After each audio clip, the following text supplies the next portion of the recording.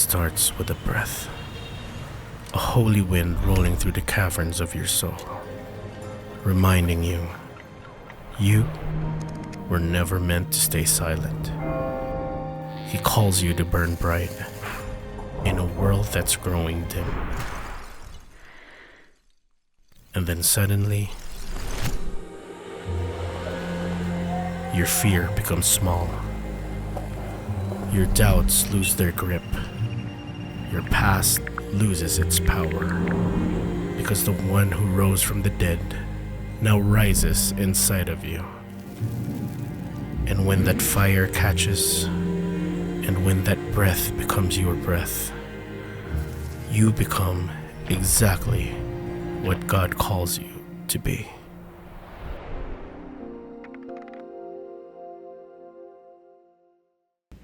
Let us remain standing. And if you have your Bibles with you, open your Bibles in Acts chapter 11, verses 19 to 26.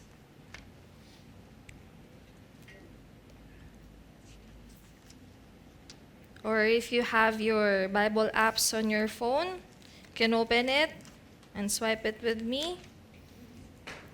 Acts chapter 11, verses 19 to 26. If you are there, read it with me. In verse 19, it says there, "Now those who were scattered because of the persecution that arose over Stephen traveled as far as Phoenicia and Cyprus and Antioch, speaking to the word no one except Jews. But there were some of them, men of Cyprus and Cyrene, who on coming to Antioch spoke to the Hellenists also, preaching the Lord Jesus. And the hand of the Lord was with them, and a great number who believed turned to the Lord. The report of this came to the ears of the church in Jerusalem, and they sent Barnabas to Antioch. When he came and saw the grace of God, he was glad, and he exhorted them all to remain faithful to the Lord with steadfast purpose. For he was a good man, full of the Holy Spirit and of faith, and a great many people were added to the Lord. So Barnabas went to Tarsus to look for Saul, and when he had found him, he brought him to Antioch. For a whole year they met with the church and taught a great many people, and in Antioch the disciples were first called Christians." That is the reading of His word. Bless His word, and let's pray. Lord, we thank you for the day. We thank you for this morning, and we praise you. And we lift your name on high, Panginoon. Maraming salamat, Lord God, as you gathered here us all, Panginoon, that, Lord, open our hearts, our ears, and our eyes to see, Panginoon, how faithful you are, Lord God, even in these times, Panginoon, Lord God, that we struggle sometimes, that we have, Lord, our own persecutions, but, Lord, you still faithful to us. And, Lord, as we receive your word, Lord, open our hearts that we may have that kind of missional heart, Panginoon, that see, that hear and listens to the cries of people outside this church, Lord. That the people surrounding us, Panginoon, that your heart is for the lost, Panginoon, and your heart may be our heart as well. Lord, as we have your word today, Lord God, may you be praised, Panginoon, and hide me under your cross as I preach your word. And this we pray in Jesus' name. Amen and amen. Alright, good morning everyone. And before we take our seats, pwede ba nating batiin yung mga katabi natin na isang mapagpalang umaga? Ayan, sige, makakaupo na po kayo. So again, we are still on our series called Unstoppable. Pwede mo bang sabihin, Unstoppable? For 5 weeks, na pinag-uusapan natin na kung gaano ka-unstoppable ang church, kung paano si God ay nag-a-add ng numbers to His church, and kung paano tayo, as Christians, as believers who receive the grace, who receive the salvation, meron tayong ambag, meron tayong we are co-labor in God's mission. So yun yung pinag-usapan natin for the past few weeks of our series, Unstoppable. And now we are in our week 5 of our series and we've read in Acts 11:19-26. Ano nga ba yung pag-uusapan natin ngayon? If medyo nakukuha nyo yung binasa natin, no? Una pa lang, sabi doon, persecution. Ayan, so pag-uusapan natin yun. But ano muna yung outcome-based objective natin for our series Unstoppable says, this series on the book of Acts, so if mapapansin nyo, puro Acts lang po yung pinipreach natin from week 1 na nagsimula yung Unstoppable until week 6, which is on the next Sunday. Puro book of Acts lang po. Ibig sabihin, Acts of the Holy Spirit and Acts of the Apostles. So, we will look into the key events that led to the explosive growth of the early church. Kaya kung mapapansin nyo lahat ng preaching natin, laging may the great number added to the church. Because of what the Holy Spirit did, because of what the apostles did, of the believers did, a great number was added into the church. So yun lang po yung mga titignan po natin. And at the end of the series, we would see the impact of the resurrection of Jesus and the empowering of the Holy Spirit and the initial expansion of the church. Naniniwala ba kayo that Victory Carmona will expand? Amen. All right. And demonstrating how we can respond to God's mission today. So we have to respond. Meron tayong kailangang gawin. So yun yung kailangan matatak sa isip, sa puso natin, paglabas natin ng church, na hindi lang ito feeding for us, but it is also equipping us, empowering us that when we go outside of that door, unang taong makita nyo, pipreachan nyo ng gospel. Na unang tao pala na makita nyo, ay, sobra yung faithfulness ni God. Yun yung sana yung tumatak sa isip natin.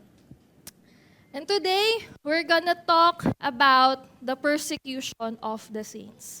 When we hear the word persecution, sino dito gustong-gustong narinig yung salitang to? Akala ko meron. Akala ko ngayon may magtataas na ng kamay. Alright. So, wala naman ni isa sa atin na gusto ang ma-persecute, right?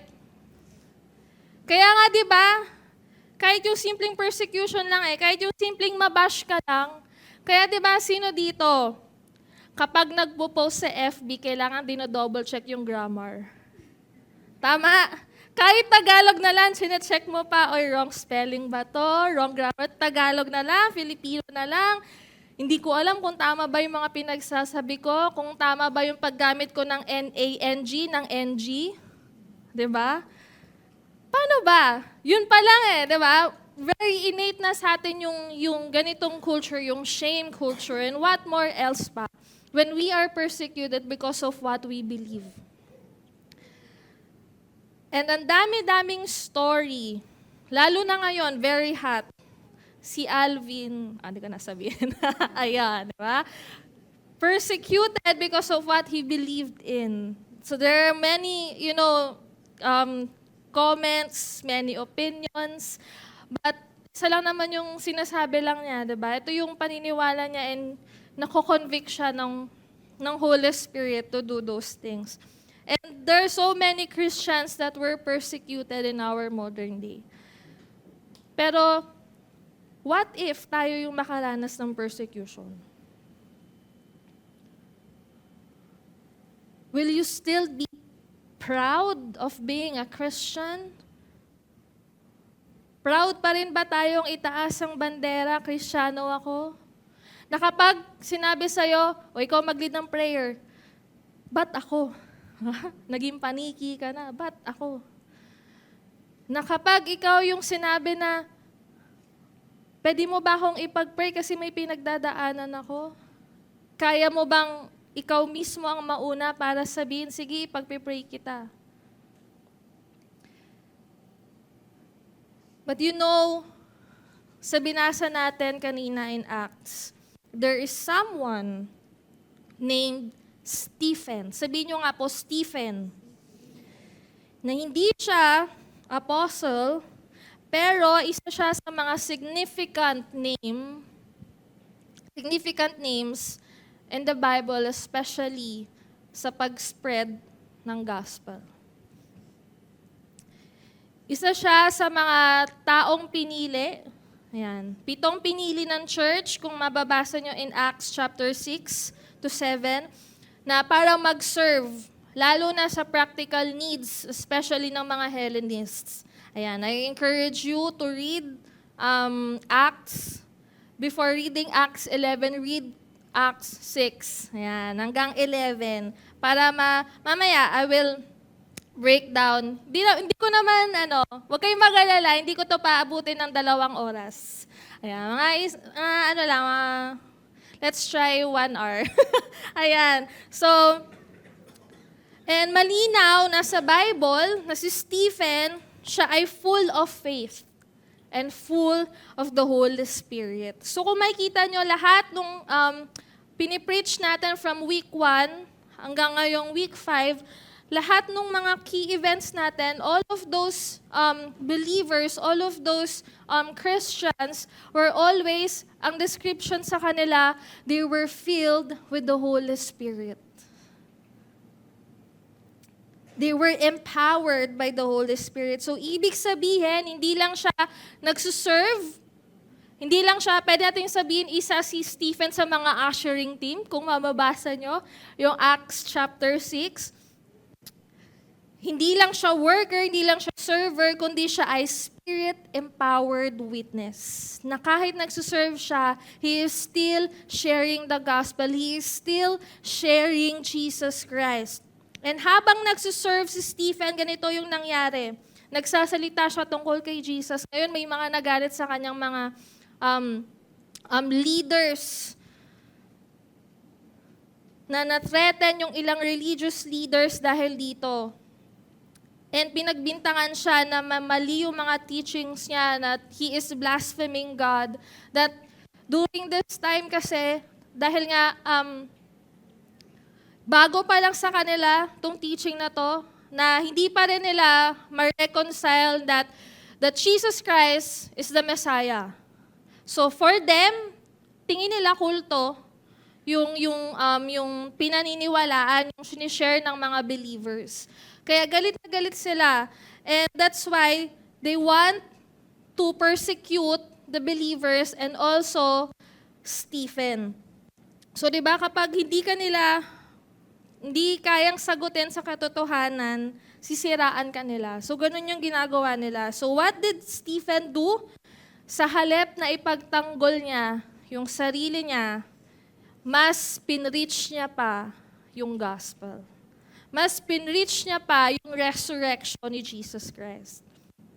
And pinreach niya yung buong redemptive story. Sinabi niya doon, from the book of Moses, na ang daming pinadala ni God para iligtas ang Israelites. Pero ni isa, wala pa rin fully surrendered kay God. Lahat sila bumalik pa rin sa dating gawe until came Jesus Christ. Ngayon, ayaw ng mga leaders yung preaching na ginawa ni Stephen. So, paulit-ulit na tinanggihan ng Israel ang sinugo ng Diyos. At ngayon, pati ang Messiah ay tinatanggihan nila. So, yun yung naging kwento kung bakit napo-persecute si Stephen.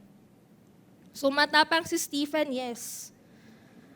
Komportable ba siya sa ginagawa niya? Malamang hindi. Sino ba naman dito? Ikaw nga, tayo nga, di ba? Kapag meron tayong kausap, pag disagree siya, hindi tayo komportable, hindi tayo mapakali na, bakit ba ayaw mo maniwala sa akin? Ito na nga yung sinasabi kong katotohanan, ayaw mo pang maniwala. Faithful ba siya?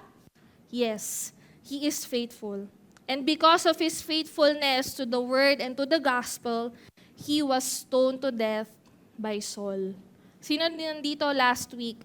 Pinag-usapan natin yung miraculous, yung title? Miraculous change? Miraculous salvation. Maraming salamat po, Ate Jing. Ayan, miraculous salvation ni Saul, from Saul being Paul, that he was redeemed and he was used by God. So, isa po si Saul. Siya ang nanguna, siya ang nag-agree para pabatuhin or stone to death si Stephen.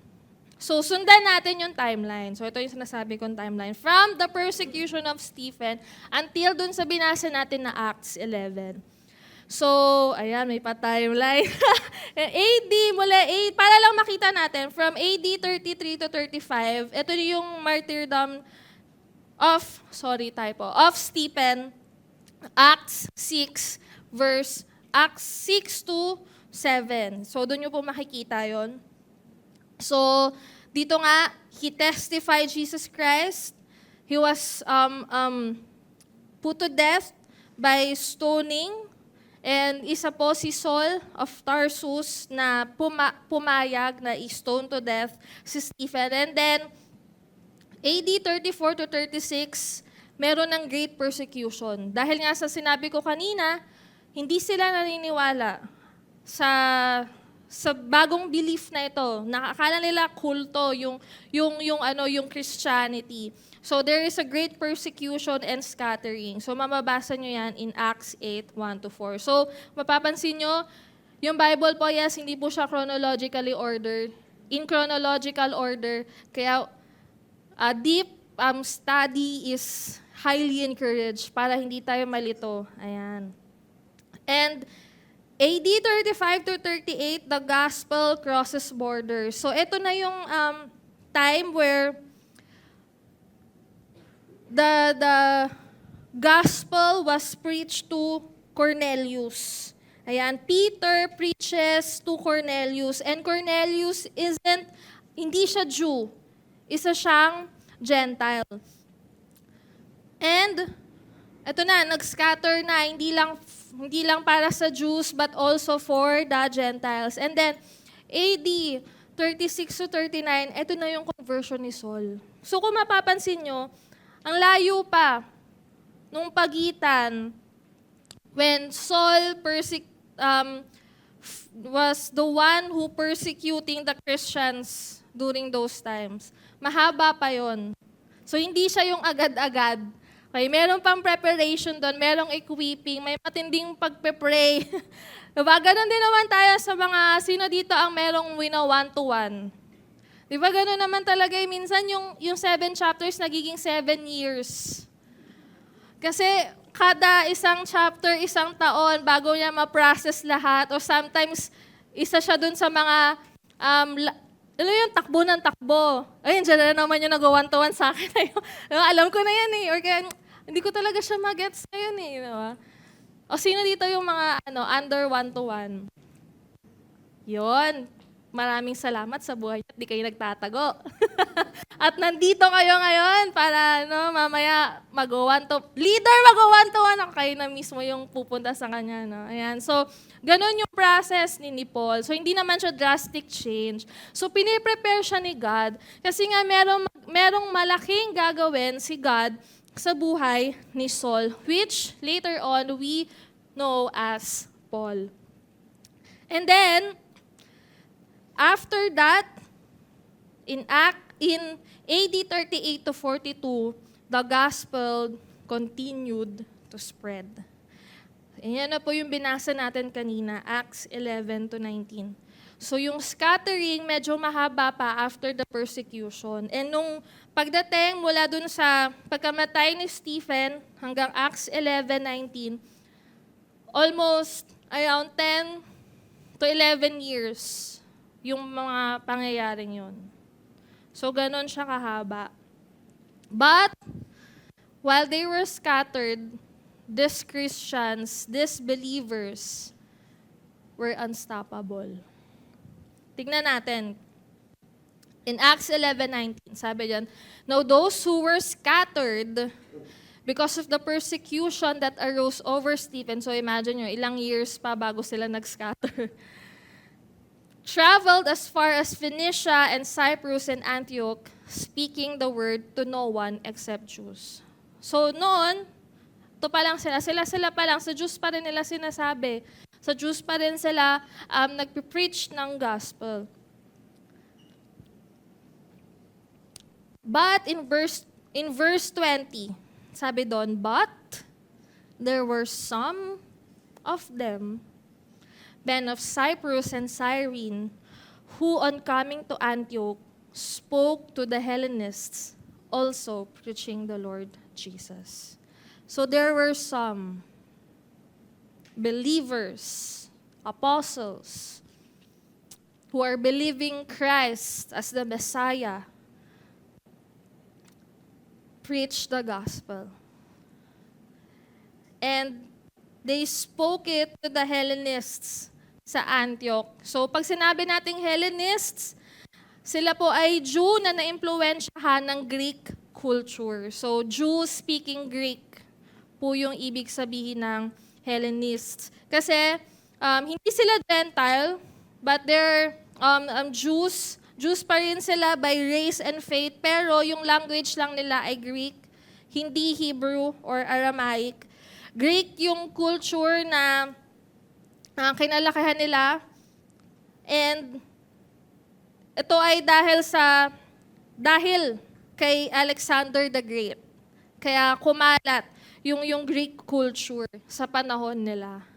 So ganun po yung nangyari. So some of them preached the gospel to Antioch, to the Hellenists. So what can we learn first on those verses that we've read? That persecution scatters the church, but it spreads the gospel. Grabe yung saludo ko habang binabasa ko to sa mga believers na to. That even they were persecuted, na even na alam nila na ang kahantungan nila kung ipagpapatuloy pa rin nila ang pag-preach ng gospel ay kamatayan. That there are some still obeyed. That there are some still preach the gospel boldly. That they know that their future hope is not here on earth, but unto the coming of what Jesus Christ has promised to those who will believe in Him. Alam nila na hindi dito yung kapahingahan. Diba? Marami dito, ikaw ang pahinga ko. Ay. Na hindi dito ang kapahingahan natin. Na hindi dito yung makakaranas tayo ng buhay na hindi na tayo makakaranas ng sakit, na hindi na tayo makakaranas ng pighati, ng problema, ng pag-uusig. Hindi dito. At alam nila yon, that even they were scattered, the gospel spreads. Kasama nila yung gospel kung saan man sila magpunta. Yes, persecution is real, but the gospel is unstoppable. And the result, and the hand of the Lord was with them, and a great number who believed turned to the Lord. Imagine, even in persecution, there is still a great number who believe and turn to the Lord. Again, like what I've said earlier, the heartbeat of the Lord is for the lost. And we can only, malalaman lang natin yung heartbeat ng Panginoon if we will go, if we will obey, if pupuntahan talaga natin yung lost people. Just look around. Hindi dito sa church. Look around your community, your office, your workplace, your schools. Ang daming lost people. Yun yung heartbeat ng Panginoon. And alam ng mga believers na to, na ito yung pinunta ni Jesus Christ sa mundong ito. Sila yon. And what's also amazing here is, and the hand of the Lord was with them. Hindi pinabayaan ng Panginoon tong mga Kristyanon to, tong mga believers na to, na even they were persecuted, na even death, yung kahantungan nila, the hand of the Lord was with them. The power of the Lord was with them. What seems to be the end for them became the beginning of a mission unstoppable. It became global. Not only for the Jews, not only for Judea, Samaria, now to the end of the earth. And Acts 1:8, kung babasahin niyo ulit yun, it became real. Hindi na lang siya, mangyayari kaya to Lord, but it is tangible. Many were added onto the church. Sabi dyan, in the hand of the Lord wisdom. Anong sabi ni Lord? And I will be with you to the end of the earth. It happened. Sabi niya, and you will be my witnesses in Judea and Samaria and to the end of the earth. Nangyari. May persecution nga lang. May scattering nga lang na nangyari. Though came in persecution, but what God promised, it will happen. Hindi sila pinabayaan ng Panginoon, even in persecution. And anong nangyari? They only increased in number. Anong pinagkaiba nila sa atin ngayon? Konting persecution lang, ayaw na natin. Kung si Stephen, binato ng bato, tayo maambunan ng laway kasi ayoko makinig sa mga sasabihin mo, ayoko na. Hindi na ako mag-share ng gospel kasi sabi nila, di tama yung mga sinasabi ko. Ayoko na kasi na-reject ako. Yun pa naman yung biggest fear ko in life, rejection.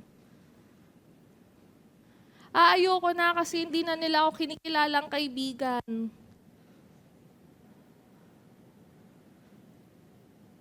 Gusto ko maraming friends para masaya ang life. Konting persecution lang. Nagtatago tayo. Minsan nga double agent pa tayo. Hindi pa tayo kilala sa bahay na Kristiyano pala tayo. Hindi tayo kilala sa office natin, Kristiyano ka pala kasi ikaw yung nangungunang nagpiprint ng resignation sa office.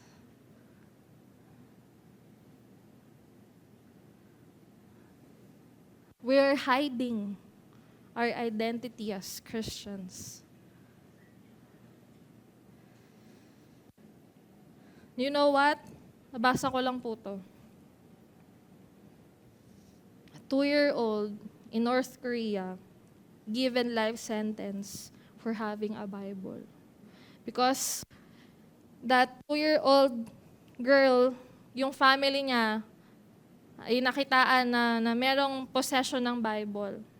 So sabi doon, according 2022 pa to, so hindi ko alam kung ano nangyari na sa pamilya nila. According to a 2022 report by the U.S. State Department on International Religious Freedom, a 2-year-old child was sentenced to life imprisonment in North Korean political prison camp. The toddler was punished along with their entire family after authorities discovered a Bible in the parents' possession. The parents were reportedly sentenced to death, and the child was sent to a prison camp for life due to the regime harsh guilt by association.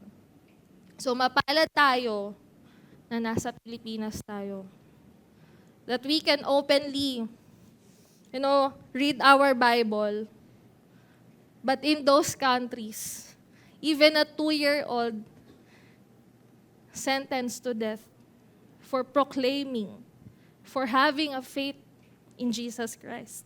Pero bakit tayo, ang hirap mag-preach ng gospel? Bakit ang hirap magbasa ng Bible? Ang hirap mag-open ng Bible? Ang hirap magkaroon ng physical Bible? But in those countries, grabe yung persecution nila. But still, they possess a physical Bible. Maybe, pwede rin gamitin ni Lord sila, Baka sa prison magkaroon ng mag-explode the Christianity sa North Korea. I don't know. But I don't know what happened to them. So church, napakapalad natin nandito tayo sa Pilipinas. And I hope and I pray that let's stop hiding our identity as Christians. Let us boldly go, share Jesus Christ. If you have truly received the grace of God, share it. If you were truly saved, share it, preach it. Ano bang nagsistop sa atin? What is hindering us? The struggles? The problems? Meron bang pinangako ang Panginoon na hindi niya ginawa? Sabi niya, He will be with us. The hand of the Lord is in us, with us. So church, our prayer is we boldly share the gospel. We boldly preach the gospel. We step out in faith. We stand in our identity as Christians. Wala na magtatago from now on. Wala nang double agents. Na pag Sunday lang, yes, hallelujah, holy. Na pag Monday to Friday, balik ka na naman sa dati mong gawin. I hope and I pray that it will be our lifestyle of praising Jesus, worshiping Jesus, and sharing Jesus to other people. Will we still speak, serve, and stand even when it costs us something?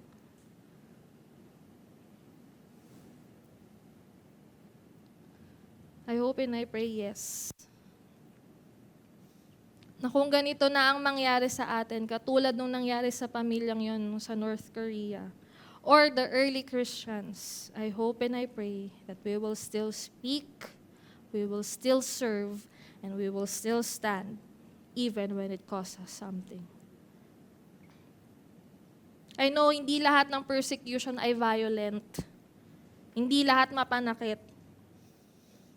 Mapanakit sa physical, pero minsan mapanakit sa puso. Tama ba? Narinig nyo na ba yung salitang ito? Kristiyano ka pala. Christian ka pala? Kristiyano ka pa naman. Lagi natin naririnig yan as Christian. Tama ba?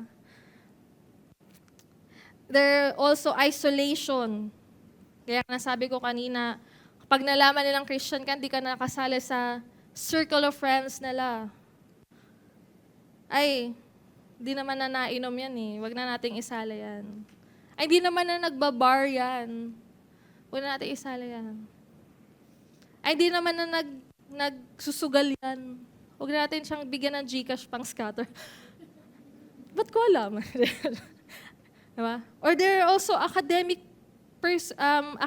pressures, diba? Nung naging Christian ka, hindi ka na nangongopya. Diba? Kahit na 74 lang, okay lang. Kay mama nga lang siya hindi okay. Pero bilang Kristiyano, di na ako mangungopya kahit 74, okay na to.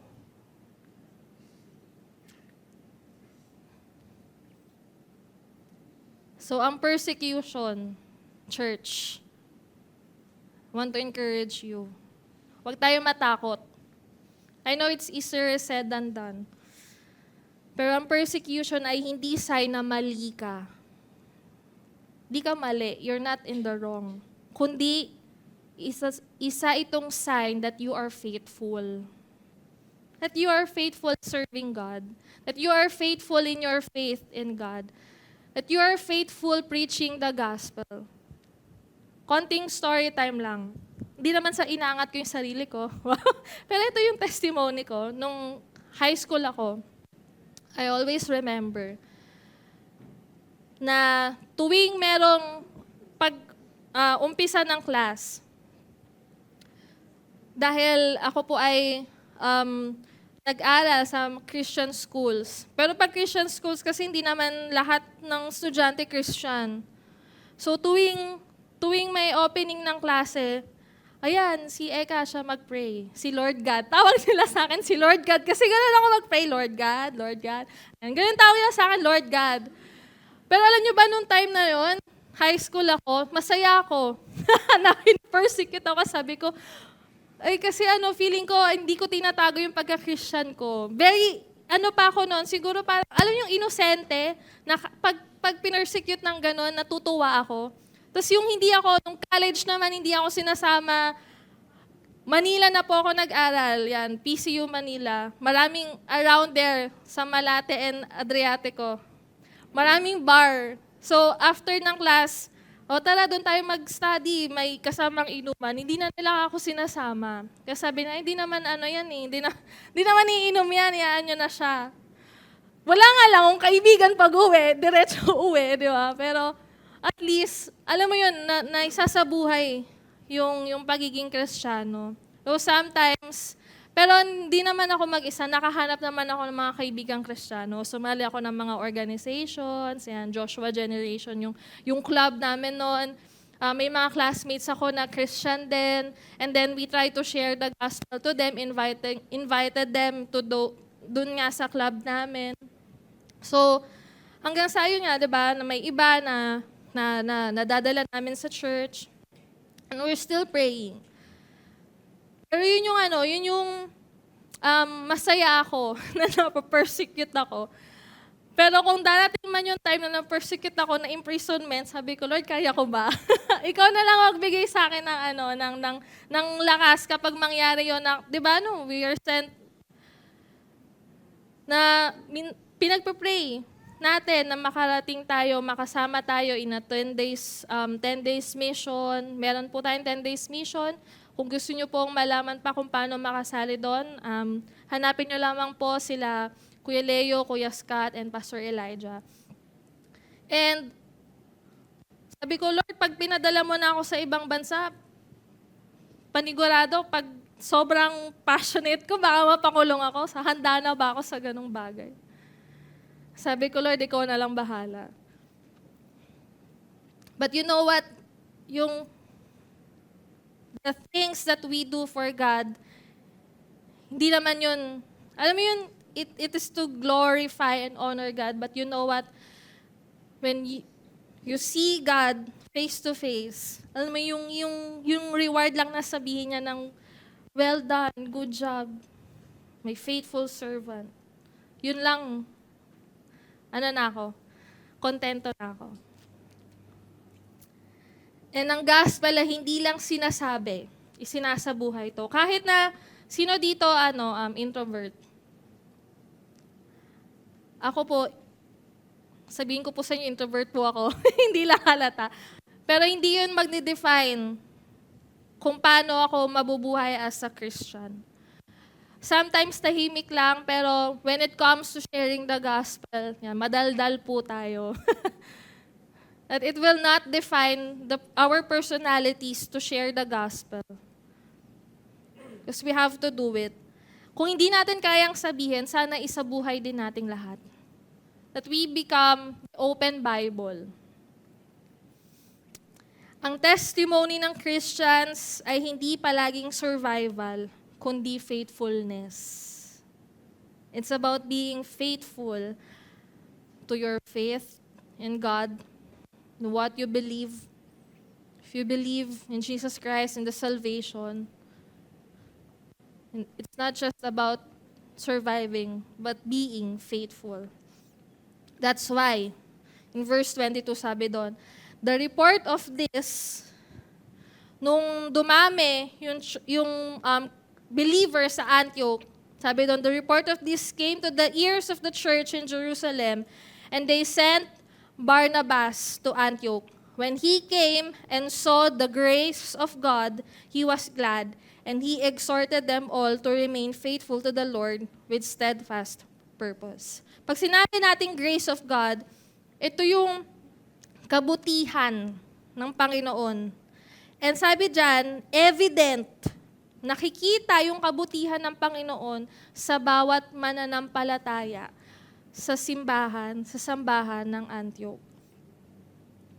They surely possessed, this is what I think, Maybe they surely possess. Yun naman kasi yung sinabi, no? When you accepted and received Jesus Christ, you will receive the Holy Spirit. And the fruit of the Holy Spirit is kindness, gentleness, self-control, patience, at marami pang iba. Basahin nyo na lang in Galatians.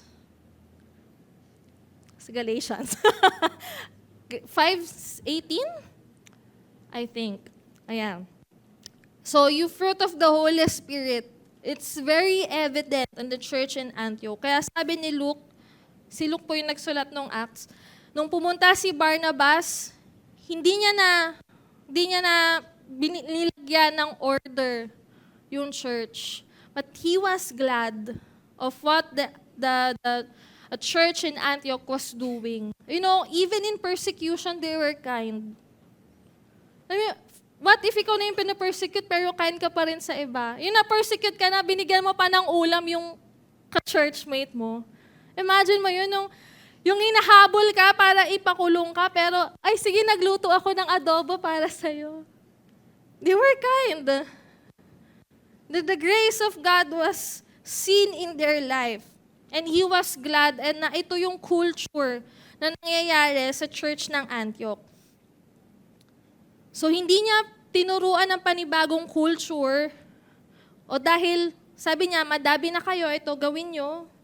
Mag-spiritual foundations kayo. Wow, may plugging, may pagpa-plug in. So, spiritual foundations po, huling registration, March 8. Alright.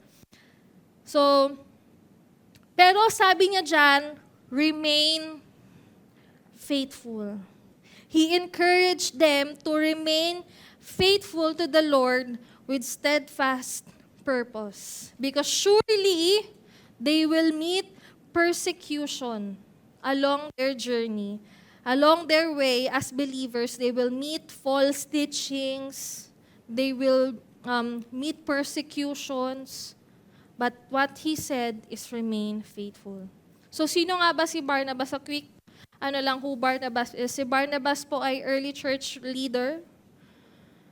Nung si Saul of Tarsus, yun nga si Saul, ay newly converted. And he is called the son of encouragement. Ayan, kaya nag-i-encourage siya. And you know what? What I learned from the life of Barnabas is encouragers are kingdom multipliers. That through his encouragement, ito ang nangyari sa church in Antioch. For he was a good man, full of the, full of the Holy Spirit and of faith.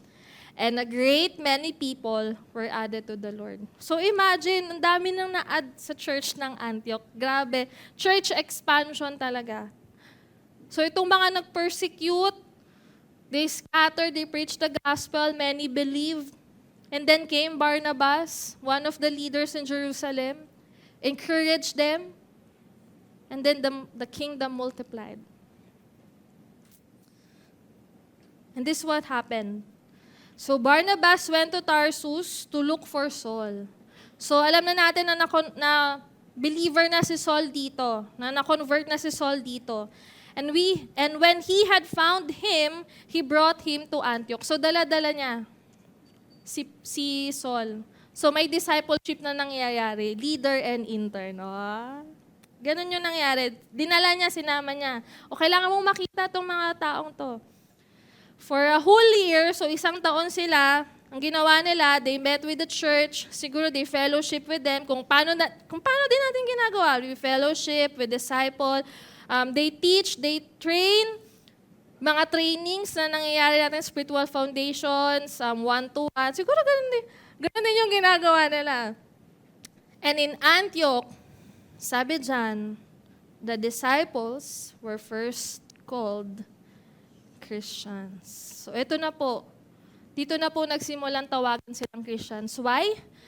Remember when said on the previous verses, the grace of God was seen in them? Because being a Christian means you are reflecting the image of God. You are the image of God. You're multiplying the image of God. Christ-likeness. Because you have the fruit of the Holy Spirit, you're pursuing Christ-likeness. Yun po ang pagiging Christian. Hindi po yun basta religion lang, hindi po yun paniniwala lang. But the image of God is seen in our lives. Nakikita yun sa buhay natin. Nakikita ba yun sa buhay natin?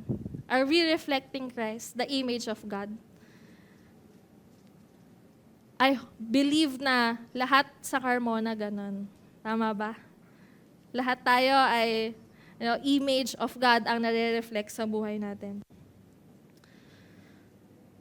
So you see from what it seems like to be a closed door for them, an end for the believers because of persecution, because of the power of God, plus the obedience of some, it birthed the first ones to be called Christians.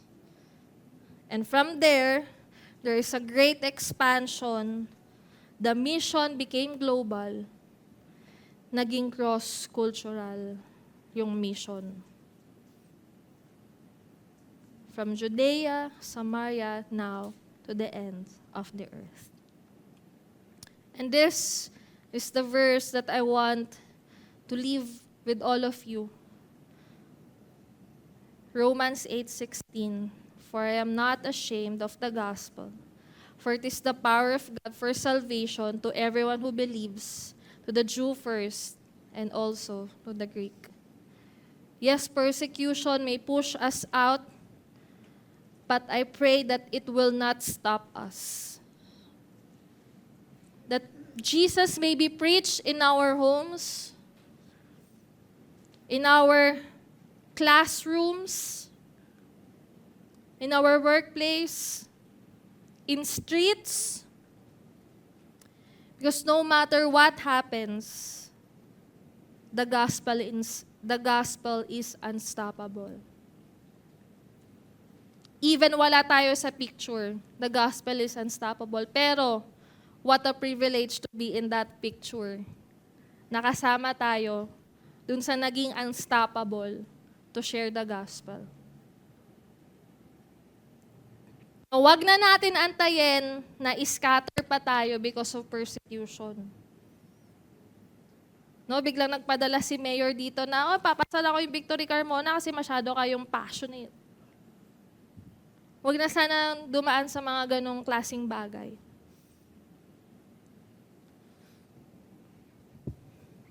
Nawa ay sumunod tayo sa Kanya na gawin natin ang Kanyang misyon na maligtas ang sanlibutan na Kanyang pinakamamahal sa pamamagitan ng Kanyang anak na si Jesucristo. At tayo na Kristiyano ay kabahagi ng misyon na ito. Shall we all stand?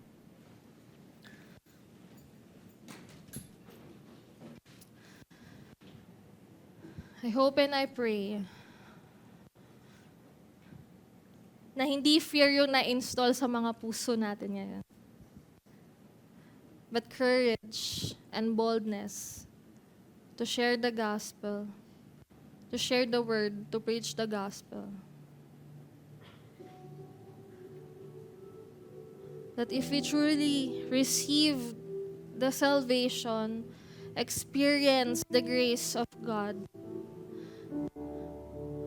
hindi na mahirap sa atin ang mag-share ng gospel. Yes, there will be persecution, there will be struggles. But this is what I will encourage you, Christians. Press on. Move forward. Obey in God. Obey in the Lord.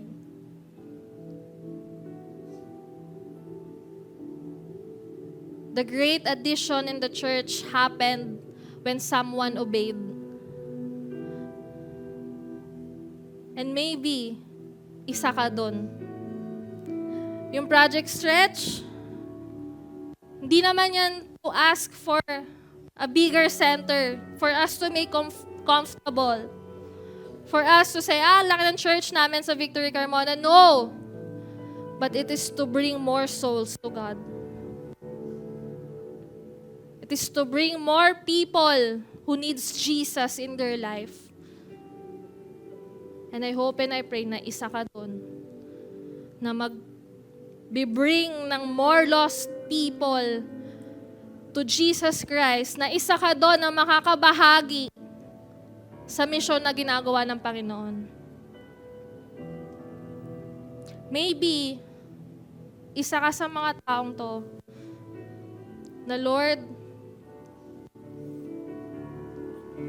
isa ko doon sa hirap na hirap mag-share ng gospel. Maybe because of the struggles, financial problem, maybe because of health, or kung ano man yung mga bagay that's stopping you to share the gospel. I pray that the Holy Spirit will move in your life today. Will stir up something in your heart na ngayon kinakausap ka na ng Panginoon. Huwag mong isarado yung tenga mo, pakinggan mo yung Panginoon. May sinasabi siya sa'yo ngayon. Don't stop. Huwag mong pigilan. Accept the calling of God. He is saying, proclaim my name in your school. Proclaim my name in your office. Proclaim my name in your household. And I will tell you, I will use you. Many people will come to you, and they will bow in my name. That through you, there will be revival. That in you, and through you, I will be known wherever you go, wherever you are.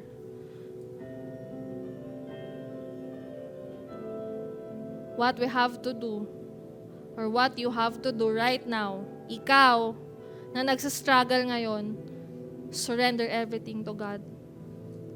Because our God is a promise keeper. He's always with you. What the Holy Spirit has promised, He will do it in your life. The miracles, provision, healing, protection, salvation in your household, salvation, it will be upon you. Just obey, continue, press on, and move forward. Lord, we thank you for today. We thank you for your word. We thank you for these words that we have received from your word.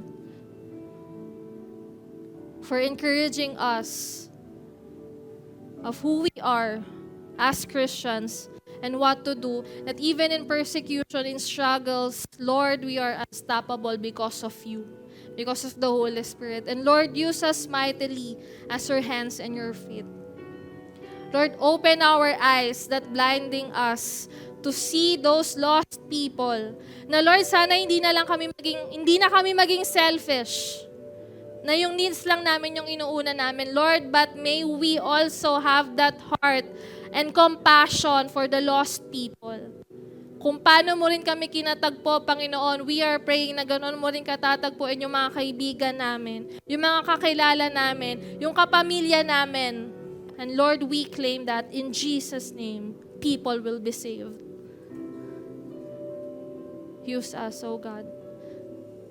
This is our prayer. That is our prayer.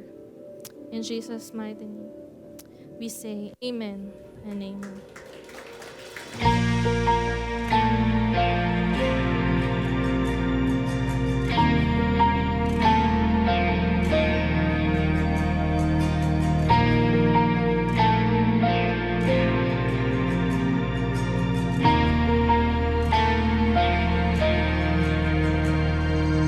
Hide me in your dwelling place as I wait, singing in spite of the pain. Stand in your grace, embracing the dark of the night. This fate is sure. The light of the shine, I will endure. Oh, to live is Christ. I cling to the hope of your promise for all of my days. And to die is gain. With gladness I'll carry my cross. This life is yours, and your love is mine.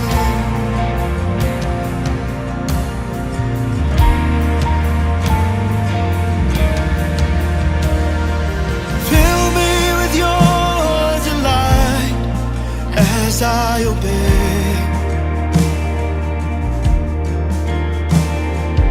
Let me see all of your glory, Lord, as I pray. Give me unshakable joy as I give you my life. Oh, nothing can ever compare. You are my prize. Oh, to live is Christ. I cling to the hope of your promise for all of my days. And to die is gain. With gladness I'll carry my cross. This life is yours, and your love is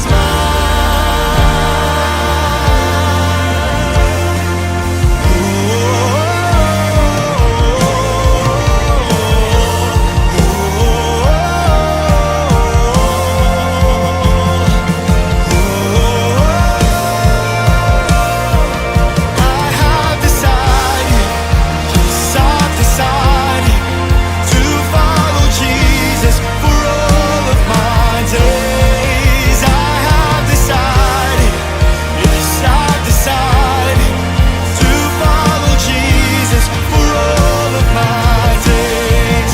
I have decided, yes, I've decided to follow Jesus for all of my days. I have decided, yes, I've decided to follow Jesus for all of my days. Oh, to live is Christ. I cling to the hope of your promise for all of my days. And to die is gain. With gladness I'll carry my cross.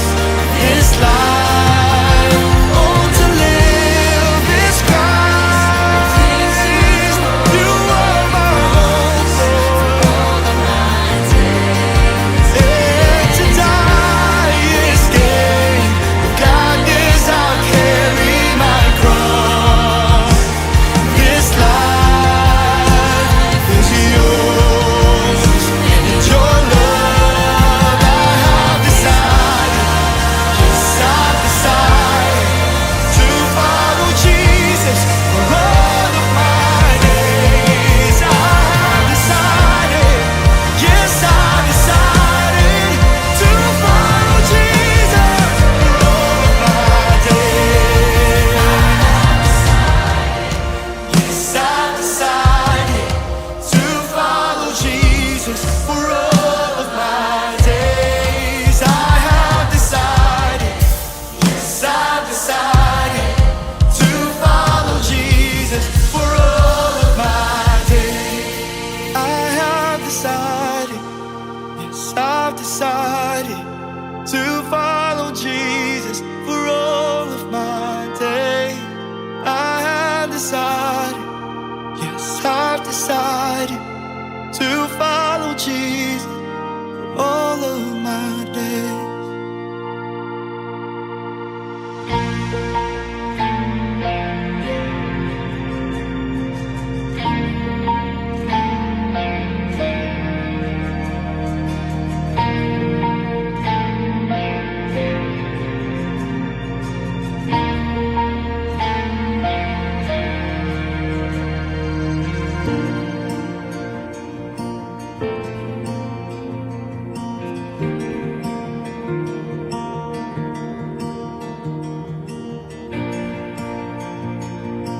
you.